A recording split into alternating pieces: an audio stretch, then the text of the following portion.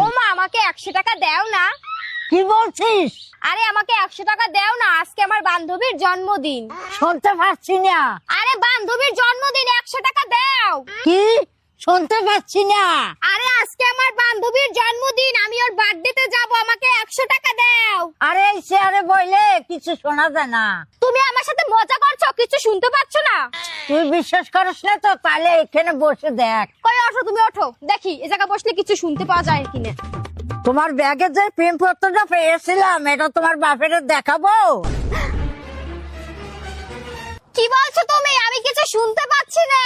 তোর বাবার মানি ব্যাগের থেকে 500 টাকা চুরি করছিস, তোর বাবার কাছে বলবো? কিছুই তো শুনতে পাচ্ছি না। কি বলো তুমি? কিছু শোনা যায় না। তোর বাবা আরে মা, এই চেয়ারে বসলে কিছুই শোনা যায় না, আমি কিচ্ছু শুনতে পাই না। তুমি কি বলো না বলো, হ্যাঁ হ্যাঁ এটাই সত্যি, এই চেয়ারে বসলে কিচ্ছু শোনা যায়